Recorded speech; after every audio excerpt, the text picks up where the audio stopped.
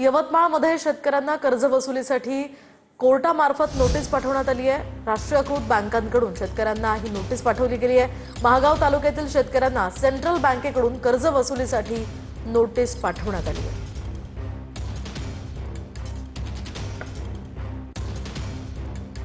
वळूयात पुढच्या बातमीकडे। उसाला प्रतिटन 3500 रुपयांचा दर मिळावा या मागणीसाठी ऊस दर संघर्ष समितीच्या वतीनं पंढरपुरात बेमुदत आमरण उपोषण सुरू आहे आणि आज या उपोषणाचा 6वा दिवस आहे। शेतकरी नेते समाधान फाटे यांनी आजपासून औषधोपचार आणि पाणी बंद करण्याचाही निर्णय घेतला।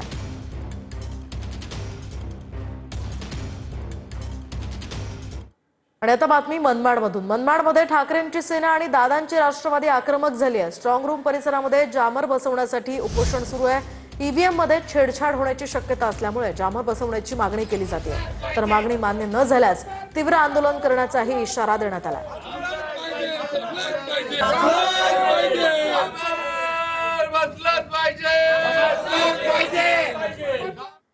आणखी एक महत्त्वाची बातमी। जुनी पेन्शन योजना लागू करावी या मागणीसाठी विधान भवनात आंदोलन केलं गेलंय। दरम्यान विधान भवनाच्या बाहेर शिक्षक आमदारांचं सध्या आंदोलन सुरू आहे। काल सुद्धा या मागणीसाठी शासकीय कर्मचाऱ्यांनी आंदोलन केलं होतं आणि आता विधान भवनाच्या बाहेर शिक्षक आमदारांचं हे आंदोलन सुरू आहे।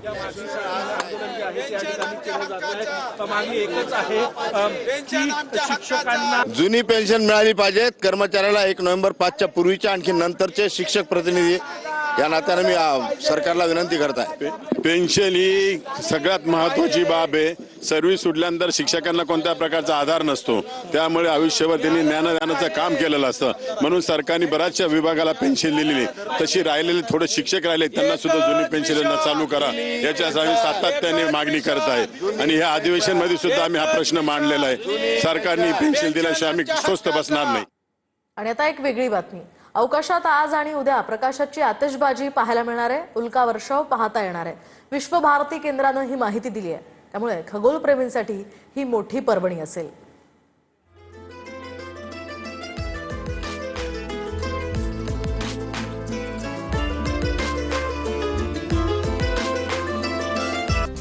आता पाहूयात बातम्या विस्तारानं। एक महत्त्वाची बातमी। शरद पवारांना भारतरत्न द्या, निलेश लंकेंची ही मागणी आहे। कृषी औद्योगिक क्षेत्रातील योगदानामुळे सन्मान मिळायला हवा असं लंकेंचं म्हणणं आहे। तर भारतरत्न हा काय मंडळाचा पुरस्कार आहे का असं गोपीचंद पडळकरांनी म्हणत टीका केली आहे। रत्न पुरस्कार हा शरद पवार यांना मिळावा ह्यासाठीची मागणी करण्यात आलेली आहे। खरं तर यावरती काय आता तुमचं म्हणणं आहे? ही अतिशय योग्य मागणी आहे।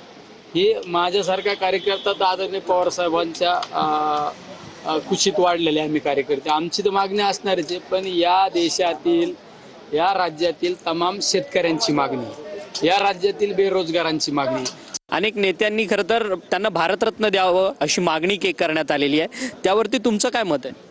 आज शेवटचा दिवस आहे, शांत जा तुम्ही गावाला।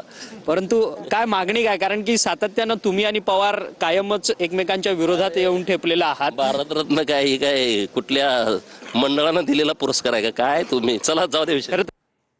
नवी मुंबई आंतरराष्ट्रीय विमानतळाला छत्रपती शाहू महाराजांचं नाव द्या, समाजवादी पक्षाचे आमदार अबू आझमींची विधानसभेत ही मागणी आहे। तर अबू आझमी काय मागणी करतात ते महत्त्वाचं नाही, बाळामामा म्हात्रेंनी असं म्हटलंय। अबू आझमी जातीचं राजकारण करून मोठे झालेले नेते या शब्दात बाळामामा म्हात्रे यांनी टीका केली आहे। महाराज छत्रपति शाहू महाराज ने अपनी पूरी जिंदगी दलितों, वंचित और पिछड़े समाज के लिए वक्फ किया था। इसलिए मेरी आज मांग है अध्यक्ष महोदय कि नई मुंबई इंटरनेशनल एयरपोर्ट का नाम सन्माननीय सदस्यांनी सगळ्यांनी बसून घ्यावा। सगळ्याला एक अबू आझमी कोण आहे? तो कोण आहेत अबू आझमी? काहीतरी वक्तव्य करायचे फालतू माणसासारखे। अबू आझमीने असं वक्तव्य करू नये आणि त्याने आमच्या वादात पडू नये हे तर स्पष्ट सांगतो। पण यामागे पण राजकारण असं म्हणावं, मग ते त्यांचं राजकारण त्यांना लखलाव असू द्या, पण त्यांनी पडू नये असं आमचं स्पष्ट म्हणणं आहे। जर ते पडले आणि जर ते त्यांच्या मागणीवर ठाम राहिले तर मग भूमिपुत्र म्हणून आणि खासदार म्हणून त्यांच्या मागणीवर ठाम राहून काय त्यांना कोण विचारतो तिकडं? आमच्याकडं सोडा ना, जातीचं राजकारण करून मोठं झालं तो काय बाकी विषय। नागपूरच्या यशवंत स्टेडियममध्ये शालार्थ शिक्षक संघर्ष समितीचं अन्नत्याग आंदोलन होत आहे। नागपूर विभागामध्ये 632 शिक्षकांचे पगार थांबल्यानं अन्नत्याग आंदोलन केलं जात आहे। आंदोलनाला प्रहार संघटनेनं पाठिंबा दिलाय। आंदोलनात मोठ्या संख्येनं शिक्षक सहभागी झाले।